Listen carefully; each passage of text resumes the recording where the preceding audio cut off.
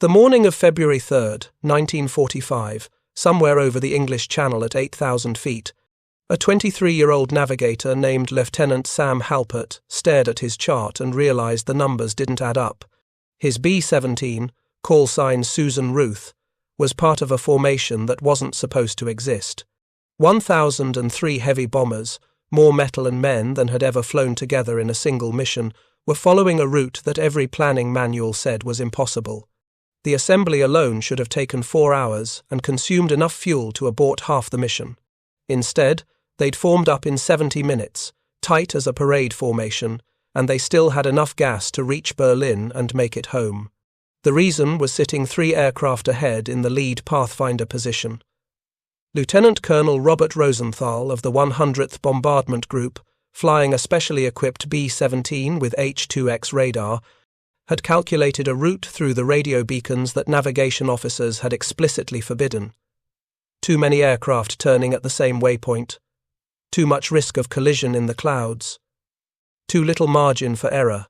The brass had called it reckless. Rosenthal called it mathematics.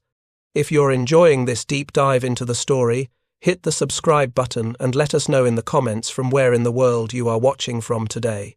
And if his calculations were wrong, 15,000 American airmen were about to collide over the English countryside in the largest aviation disaster in history.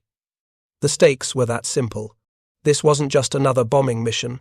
This was February 1945, and the war was supposed to be ending. Allied forces had crossed the Rhine. Soviet troops were 130 miles from Berlin. The Germans were beaten, everyone knew it. Everyone except the Germans themselves, who kept fighting with a ferocity that baffled Allied commanders. The projected invasion casualties for Japan later, that year, were climbing into the hundreds of thousands, maybe millions, and Washington needed this European war finished now, so they could focus every resource on the Pacific.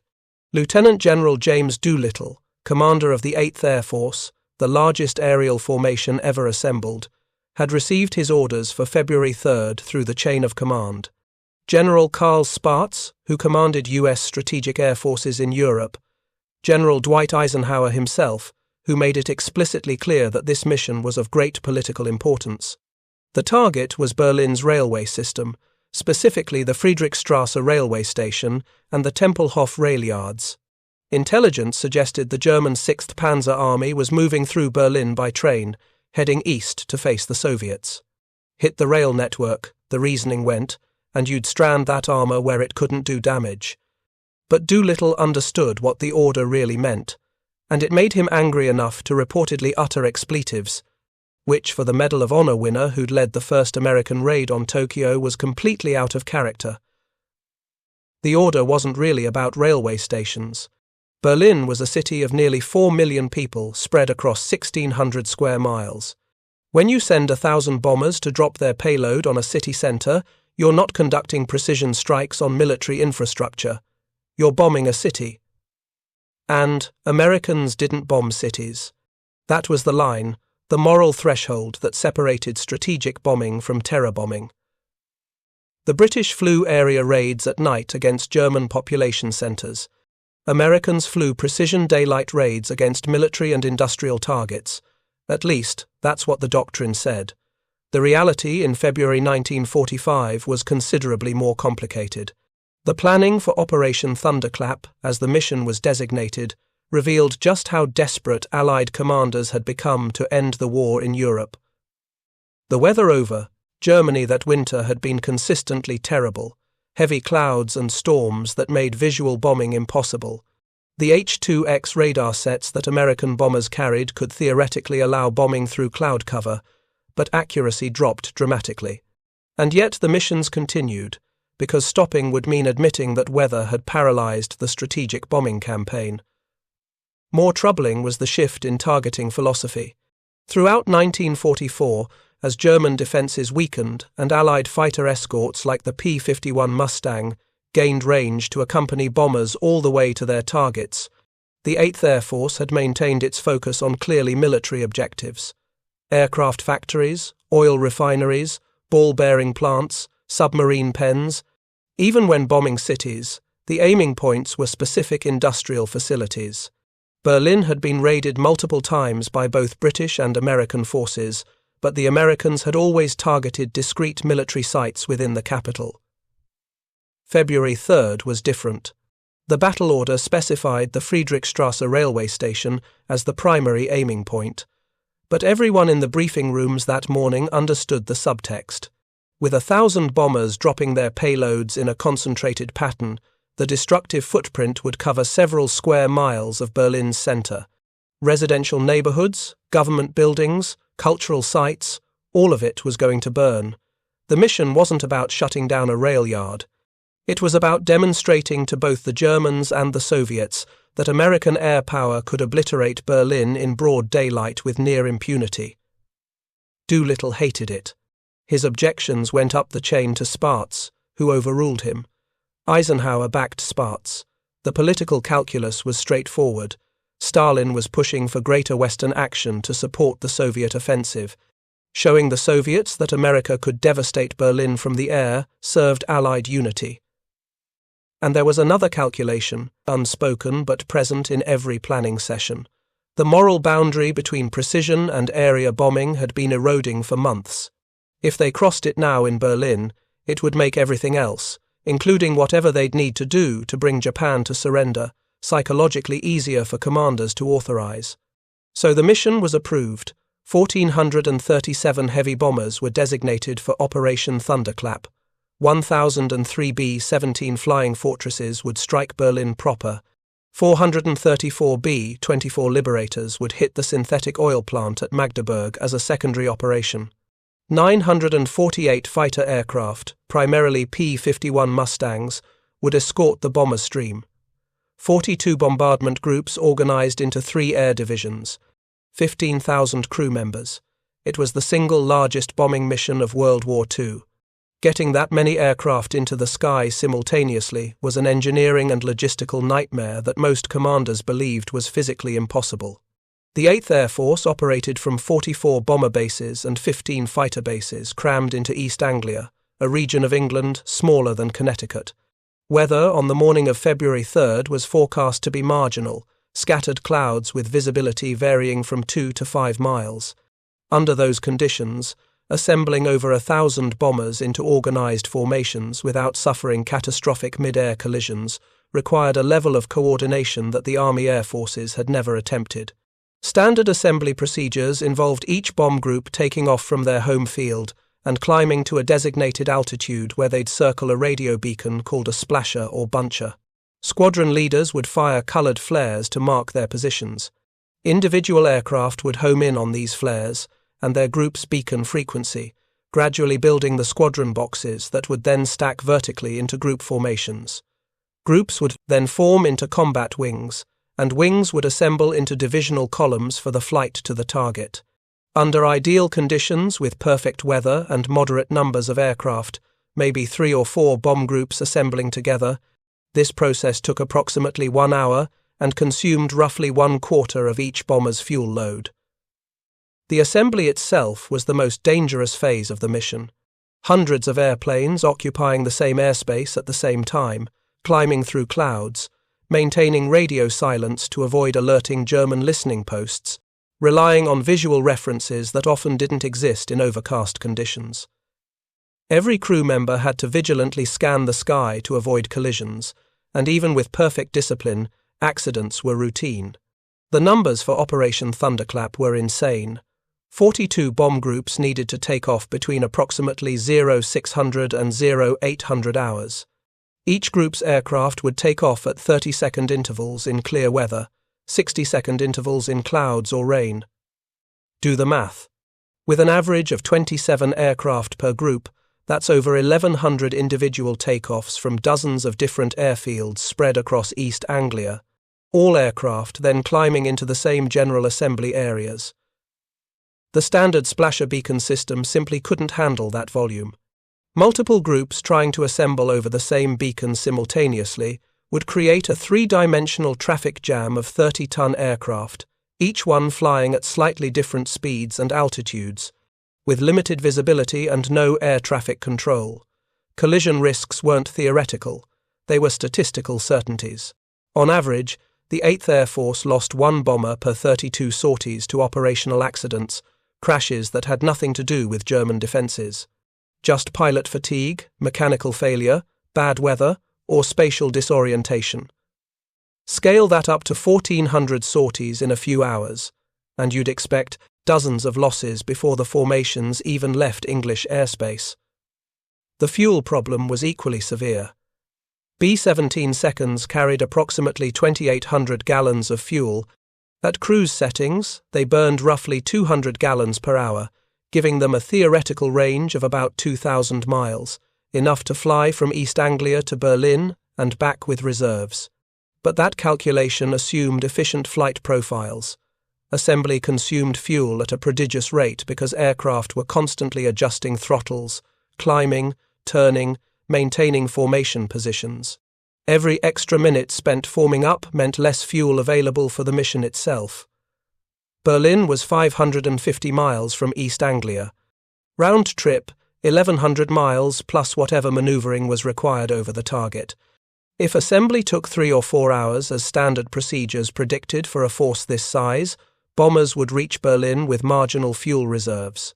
Any headwinds, any need to divert around weather, any extended combat with German fighters, and aircraft would start running dry over enemy territory, or worse, over the North Sea on the way home. Forced ditching in the February water meant death from hypothermia within minutes. The mission planners understood all of this. Their solution was to stagger assembly areas and times, spreading the formations out to reduce congestion. Groups would form up over different splasher beacons at different altitudes, then gradually merge as they flew toward the continent. It was the only way anyone could envision getting that many aircraft organized.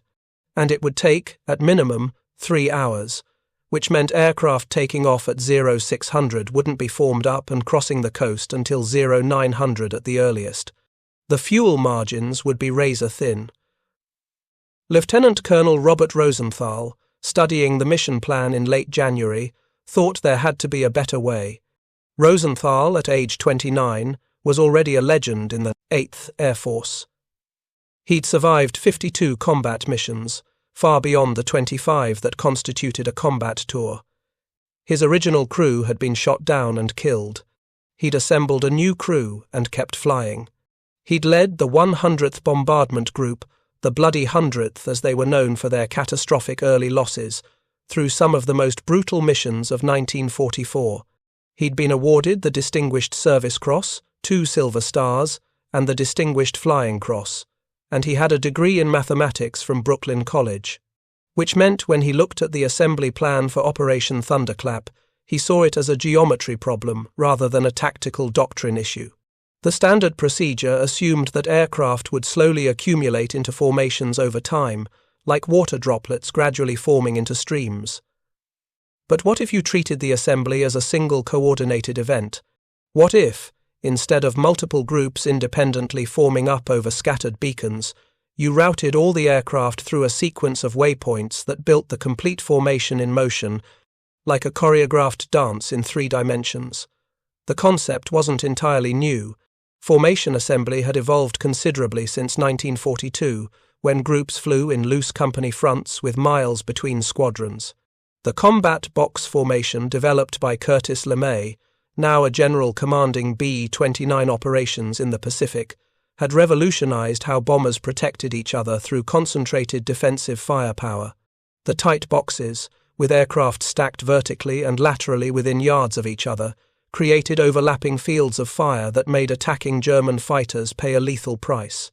But combat box formations were assembled slowly, carefully, with squadron leaders using flares and visual references to guide their aircraft into position.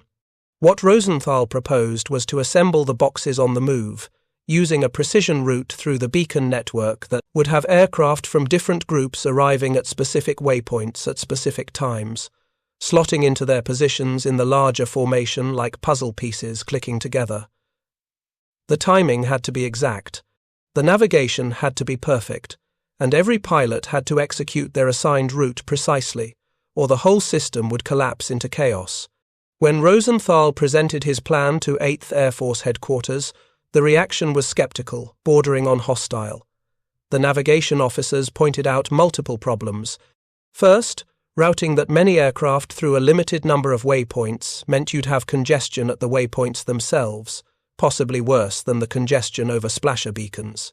Second, the timing margins were impossibly tight. If aircraft were supposed to arrive at a waypoint at a specific minute, and they were off by even 60 seconds due to weather or mechanical issues, they'd collide with the formations ahead or behind them. Third, the plan relied on lead navigators in each group executing their routes perfectly. Any nav error would send entire formations off course, destroying the assembly sequence. Fourth, and this was the objection that nearly killed the proposal, Rosenthal's plan required groups to fly portions of their assembly route over the North Sea rather than circling over land. The rationale was sound. Open water meant fewer collision hazards and more room to maneuver. But it also meant that if an aircraft had mechanical problems during assembly, crews would have to ditch in the channel rather than crash landing in English fields. The brass considered that an unacceptable risk. Rosenthal countered each objection with mathematics. The congestion at waypoints would be brief and manageable because formations would be passing through specific points rather than loitering over beacons. Timing errors could be absorbed by building buffer zones into the route, segments where groups could adjust their spacing without disrupting the overall flow. Navigation errors were a risk in any assembly plan. His system actually reduced that risk by giving navigators a clear sequence of waypoints rather than forcing them to find their group's position in a confused mass of aircraft. And the North Sea portion of the route would be short, with land always within gliding distance if engines failed. What ultimately won approval wasn't Rosenthal's arguments, it was the fuel calculation. His assembly plan would get the entire formation organised and crossing the English coast in 70 minutes. 70 minutes versus 3 hours. That saved over 2 hours of flight time, which translated to 400 gallons of fuel per aircraft. 400 gallons was the difference between aborting the mission or completing it. It was the difference between losing 50 bombers to fuel exhaustion or bringing them home. The numbers were impossible to ignore. But there was a catch. Rosenthal's plan would work only if he personally led the mission, only if he flew in the lead pathfinder position, where his navigation would set the route for every aircraft behind him. Because the plan wasn't just about waypoints and timing. It was about trusting one man's ability to thread 1,000 bombers through a narrow window of possibilities. One navigation error, and the whole formation would follow him into disaster. The morning of February 3rd, Rosenthal woke at 0300, 3 o'clock in the morning, in the bachelor officer quarters at Station 139, Podington, the home base of the bloody 100th. He shaved carefully, essential because oxygen masks chafed terribly against stubble. He dressed in layers, long underwear, wool uniform, leather flight jacket, because at 25,000 feet the temperature would drop to 40 below zero, even with the aircraft's heating system running. He ate breakfast in the mess hall, avoiding anything that would cause gas at altitude. And then he walked to the briefing room, where he'd face the 400 men of his group and tell them they were about to attempt something that had never been done before. The briefing room fell silent when the commanding officer pulled back the curtain covering the large wall map. The red ribbon stretched from East Anglia across the North Sea, across Holland, across northern Germany, terminating in Berlin. Men groaned. Berlin, the Big B, the most heavily defended target in Europe. 40 miles of searchlights, flak batteries, decoy fires, and airfields still holding enough Luftwaffe fighters to make approaching the city a lethal proposition. True, the German Air Force was a shadow of its 1944 strength, but shadows could still kill you. The intelligence officer laid out what they knew. Berlin's anti-aircraft defences had been reinforced following the massive RAF raids of late 1943 and early 1944. The city had 3 huge flak towers, massive concrete structures bristling with 128mm guns that could reach bombers at 30,000 feet. Those towers were increasingly manned by teenagers from the Hitler Youth and girls from the League of German Girls as older men were drafted to the collapsing fronts. Young or not, they could aim and fire. And with 1,600 Luftwaffe aircraft still defending the capital, including the new Messerschmitt Me 262 jets that could outrun any Allied fighter, the Germans remained dangerous. The route was the unusual part. Rosenthal stood and walked the crews through his assembly plan, pointing to the waypoints, explaining the timing, emphasizing that precision was everything. Squadron leaders would need to hit their marks exactly. Pilots would need to maintain assigned airspeeds. Navigators would need to cross-check positions continuously. There was no room for error, but there was also no room for doubt. If everyone executed their part, they'd form up faster than anyone thought possible, and they'd have enough fuel to hit Berlin and make it home. Someone in the back of the room asked the question everyone was thinking: what happens if we collide during assembly? Rosenthal's answer was honest. If there's a collision, people die, same as every mission. But the alternative was spending 3 hours forming up, burning fuel we can't afford to lose, and possibly scrubbing the mission entirely because we can't get organized. The risks of his plan were front-loaded. If they survived the assembly, they'd be in better shape than any formation that had ever flown to Berlin. The briefing ended. Crews filed out into the pre-dawn darkness and headed to their aircraft. Ground crews had been working all night, fueling, arming, checking systems. Each B-17 carried a crew of 10. Pilot, co-pilot, navigator, bombardier, flight engineer who manned the top turret, radio operator who also served as a gunner, ball turret gunner, 2 waist gunners, and tail gunner. Each position was essential. Each man knew the statistics. In early 1943, only 36% of bomber crewmen survived their required tour of 25 missions. By February 1945, that number had improved to about 64%, largely thanks to P-51 escorts and refined tactics, but 1 in 3 crews still didn't make it home. Those weren't odds anyone wanted to think about while climbing into a bomber. Rosenthal's aircraft, a B-17G equipped with H-2X radar for blind bombing through clouds, was parked at the head of the taxiway. The H-2X set was a derivative of British H-2S radar, an electronic system that could generate crude images of ground features by bouncing radio waves off buildings and terrain. In clear weather, it was useless. The Norden bomb sight, that sophisticated analog computer that supposedly could drop a bomb into a pickle barrel from 20,000 feet, was far superior for visual bombing. But in overcast conditions, which characterized most of Europe in winter, H-2X was the only option. And on February 3rd, with forecast clouds over Berlin, Rosenthal would be bombing by radar. The flight engineer walked around the aircraft, checking control surfaces, landing gear, propeller blades. The navigator loaded his charts and instruments into the nose compartment. The bombardier armed the bomb load. Each B-17 carried roughly 6,000 pounds of munitions, typically a mix of 500-pound general-purpose bombs and incendiaries. Multiply that by 1,003 aircraft, and you got 6 million pounds of explosives heading for Berlin. For context, that was more tonnage than the Luftwaffe had dropped on London during the entire Blitz. 0600 hours. Flares shot up from the control tower at Podington, green for start engines. The roar of Wright Cyclone radial engines beginning to turn over echoed across East Anglia as 44 bomber bases launched their aircraft into the morning. The sound was beyond imagination. One witness described it as thunder made mechanical, as if the sky itself had learned to growl. Each B-17 had 4 1,800 horsepower engines. 1,000 bombers meant 4,000 engines generating 7 million horsepower. The noise could be heard 30 miles away. Rosenthal's B-17 rolled down the runway at 0618, right on schedule. At rotation speed, the heavily loaded bomber lifted off, climbing into the grey English morning. Behind him, the rest of the 100th's aircraft followed at 30-second intervals, 27 bombers threading into the sky in 14 minutes. All across East Anglia, the same scene was playing out. The sky filled with B-17 seconds, each one climbing toward its assigned assembly altitude, heading for the first waypoint in Rosenthal's sequence. This was the moment of maximum danger. Over 1,000 aircraft, climbing through scattered clouds, maintaining radio silence, with no radar guidance and no air traffic control. Pilots had to trust their instruments and their training.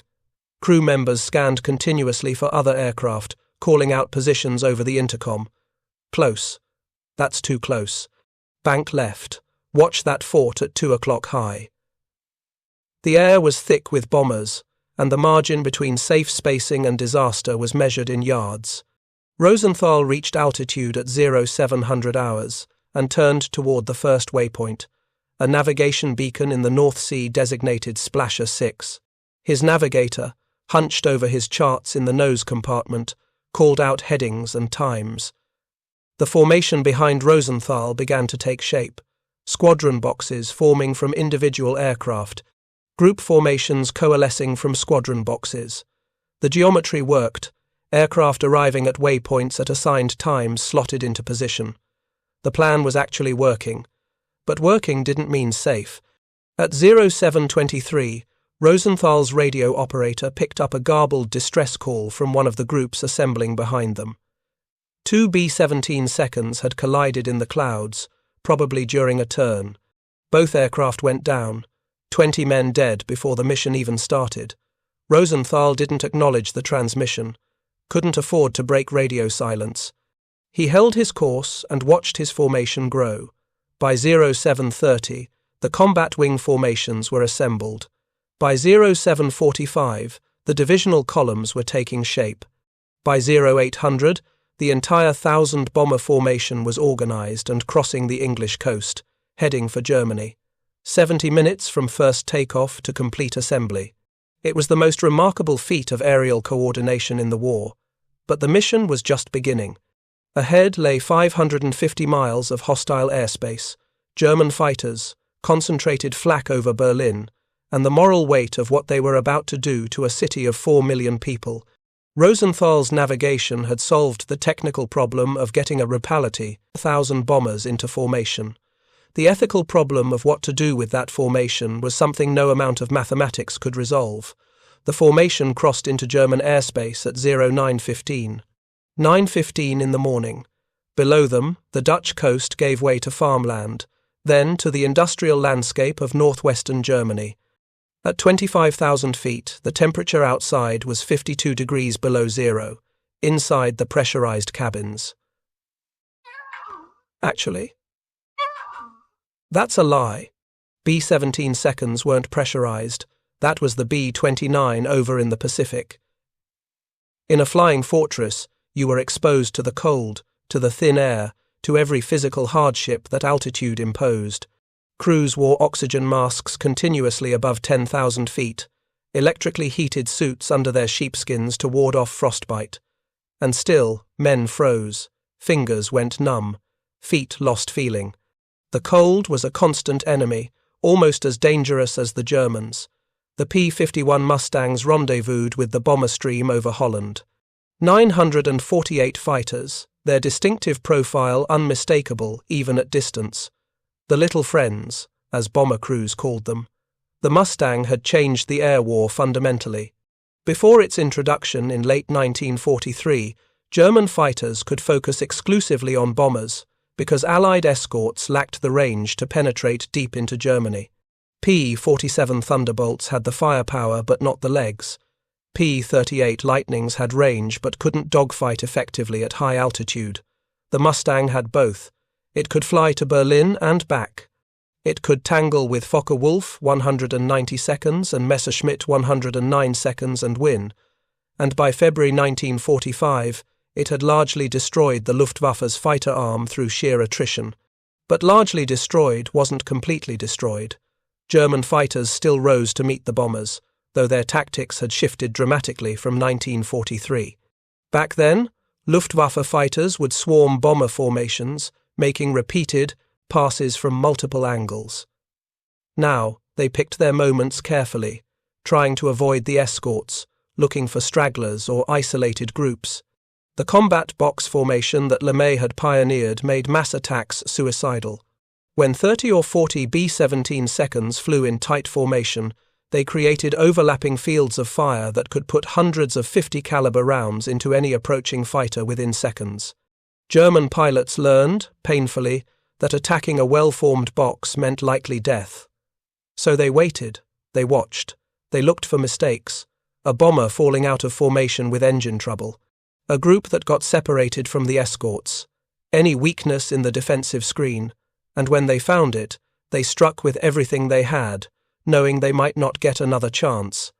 At 0945, the formation crossed into the flak zone.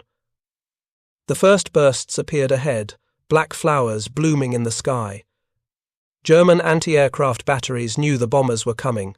The formations were too large to miss, and by this point in the war, German radar had tracked them since they crossed the coast. Flak batteries were pre-positioned along likely routes, guns elevated and fused for altitude. When 1,000 bombers flew through, you didn't need precision. You just filled the sky with steel and hoped physics did the rest. B-17 pilots learned early on that attempting evasive maneuvers in the flak zone was counterproductive. The formation had to stay tight. Any aircraft that broke formation became isolated, vulnerable to fighters. So they flew straight, holding their positions while shrapnel pinged off aluminum skin and plexiglass. It was psychologically brutal. Every instinct screamed to dodge, to bank, to do something other than fly straight into exploding shells. But discipline held. If you find this story engaging, please take a moment to subscribe and enable notifications. It helps us continue producing in-depth content like this. Inside Rosenthal's aircraft, the Navigator called out position updates continuously. They were on course, on time. The formation behind them stretched for miles, combat wings stacked in trail, each wing composed of groups, each group composed of squadrons, each squadron a precisely arranged box of bombers. From a distance, it looked geometric, almost artificial. Up close, it was barely controlled chaos, aircraft bouncing in turbulence, prop wash from lead planes buffeting the bombers behind, pilots fighting their control columns to hold station. The physical effort required to keep a 30-ton bomber in tight formation for hours was exhausting. Some pilots lost 15 pounds of water weight from a single mission just from the exertion. At 1000 hours, they were 80 miles from Berlin. The cloud deck below was solid, 10/10ths coverage, which meant H-2X radar would be essential for navigation and bombing. Rosenthal's radar operator, hunched over his screen in the aircraft's belly, began picking up the characteristic returns from Berlin's urban landscape. The Spree River showed as a dark line. Large buildings created bright echoes. The radar image was crude, grainy, nothing like visual landmarks, but it was enough to navigate by. The radar operator called out bearings. The navigator cross-checked against his charts. Rosenthal adjusted heading minutely, bringing the formation onto the final approach to the target, and then the Luftwaffe arrived. Not in the massed formations of 1943. Those days were gone. What came at the bombers on February 3, 1945, was something new and terrifying. Jets. The Messerschmitt Me-262 was the world's first operational jet fighter, and it was a glimpse of the future. Twin-engine, swept wings, capable of speeds exceeding 550 miles per hour. At that velocity, it was untouchable. No Allied fighter could catch it. No bomber gunner could track it accurately. The Me-262 would streak through a formation, fire its 4 30mm cannons or launch the 24 unguided rockets it carried underwing, and disappear before anyone could respond effectively.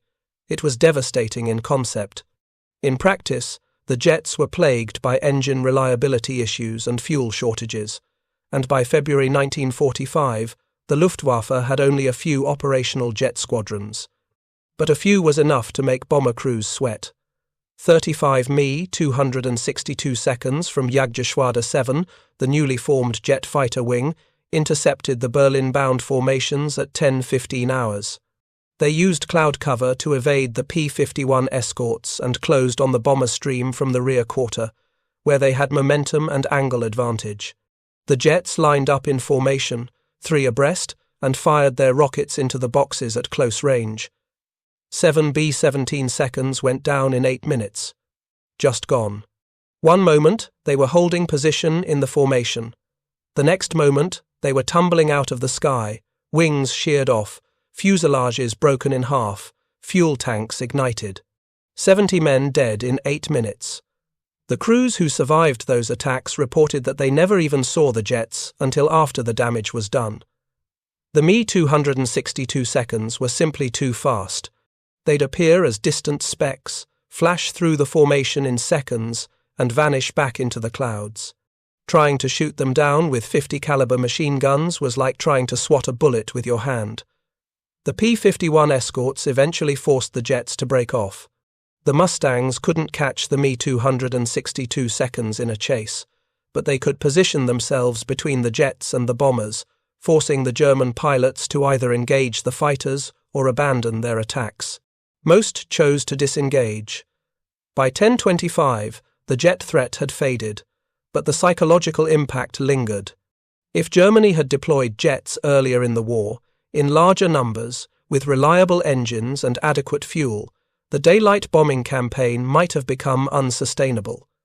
The 8th Air Force was fortunate that German jet development came too late and in too limited quantities to change the war's outcome.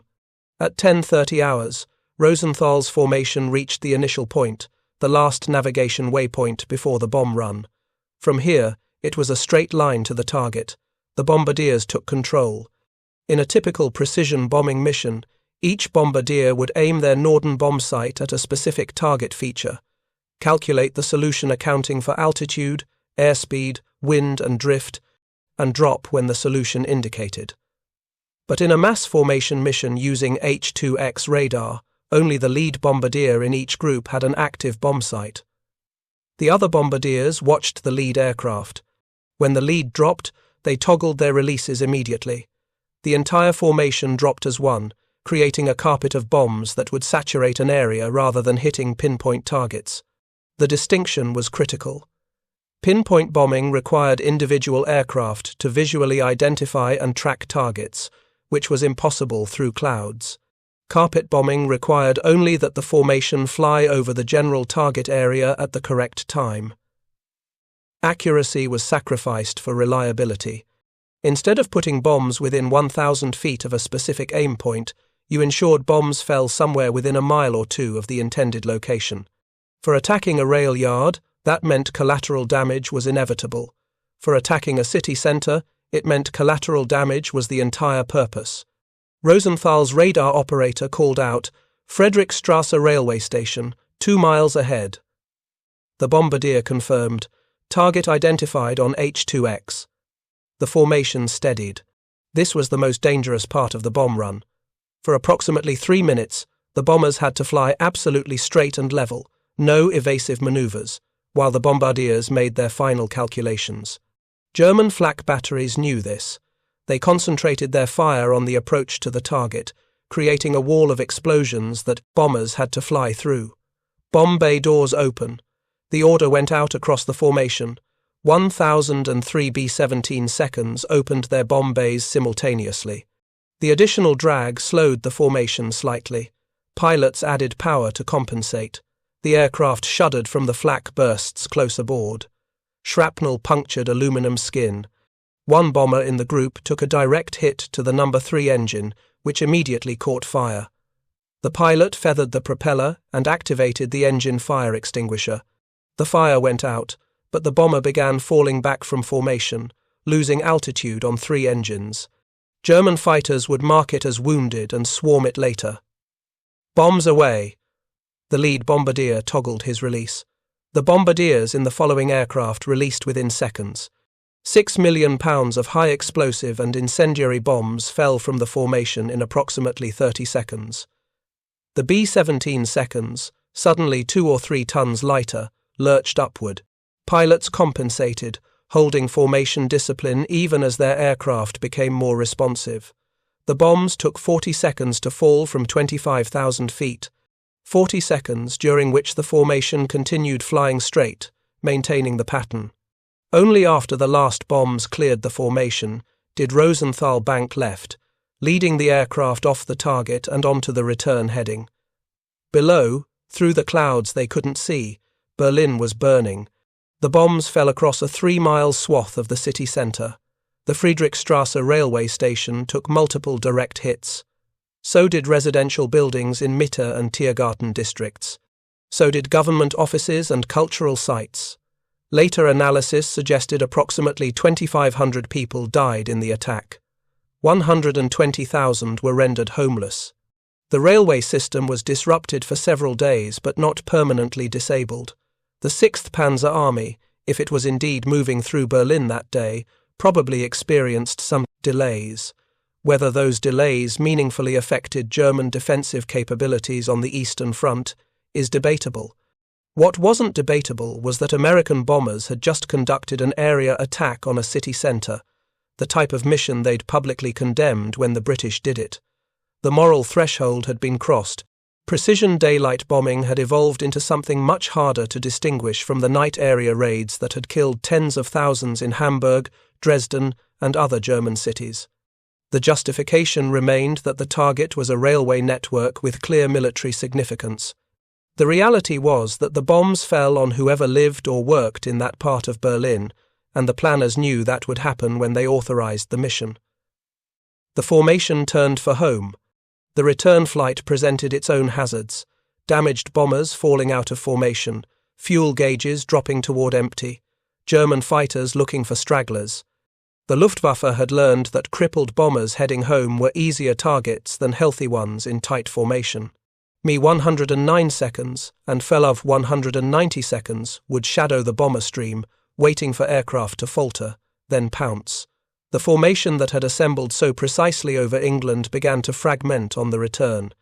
Aircraft with engine damage couldn't maintain altitude or airspeed.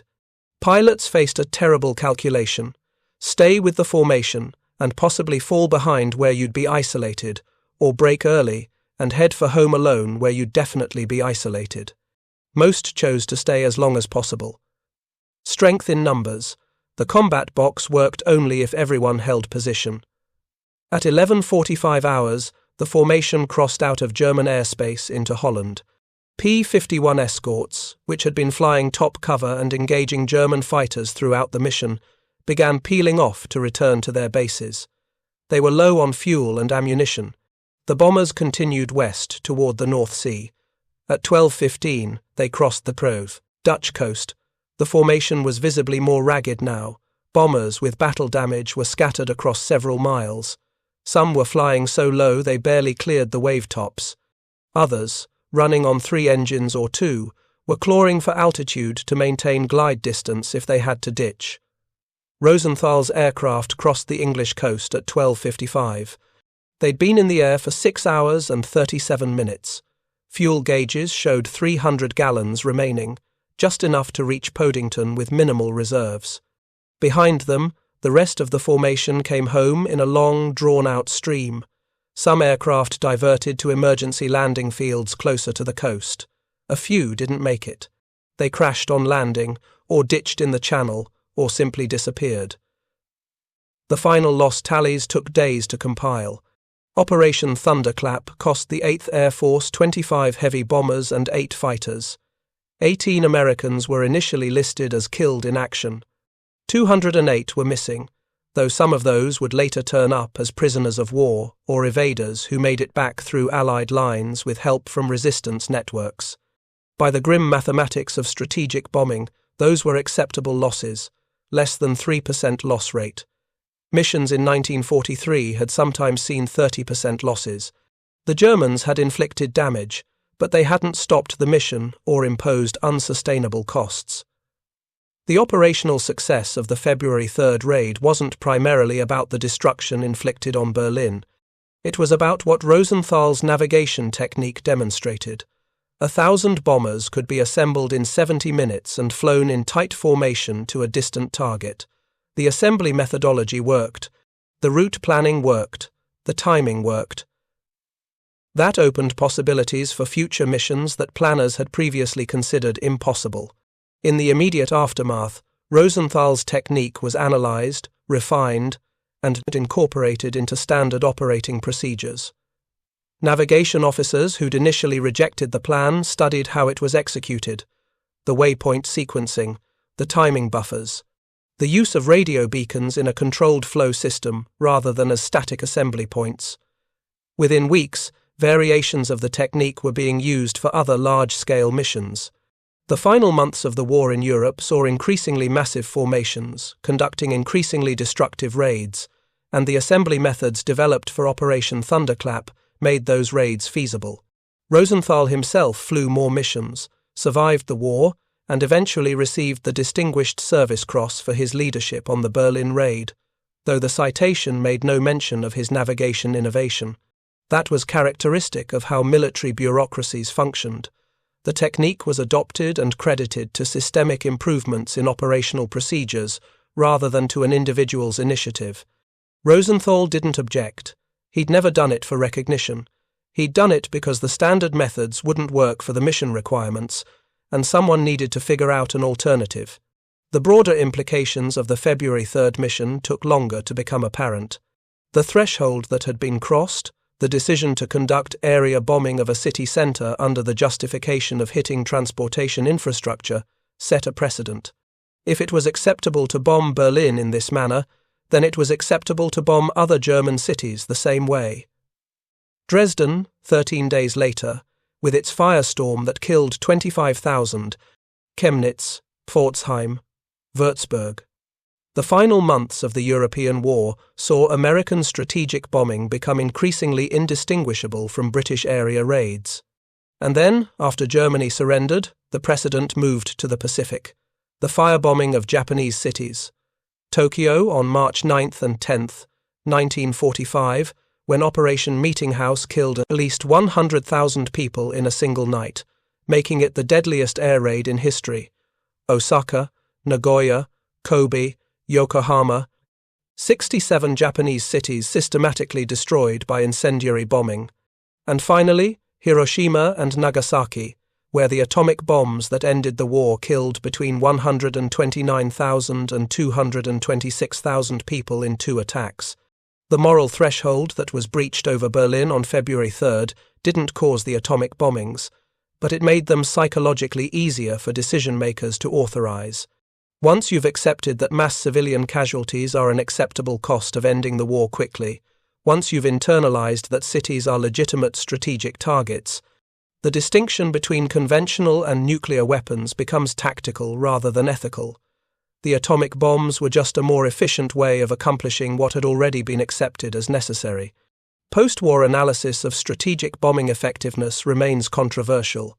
The United States Strategic Bombing Survey, conducted in 1945 and 1946, concluded that strategic bombing had been a significant factor in Germany's defeat, but not the decisive factor that pre-war air power theorists had predicted.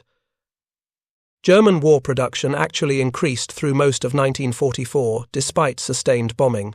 What broke the German war economy was the loss of access to oil resources, the disruption of transportation networks, and the diversion of resources to air defense, rather than the direct destruction of factories. The survey also concluded that area bombing of cities had been less effective than precision attacks on specific industrial targets. Destroying residential neighborhoods reduced worker morale and productivity, but it didn't stop factories from running. Hitting the factories themselves, or the power plants that supplied them, or the rail lines that connected them to resources, had much far greater impact per ton of bombs dropped.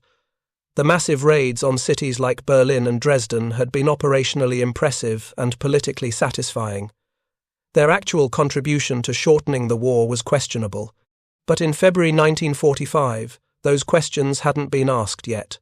The priority was ending the war, and bombing was one of the few offensive options available while Allied ground forces prepared for their final push into Germany. The moral calculus was simple, brutal, and probably inevitable given the pressures commanders faced. Every week the war continued meant thousands more deaths on both sides.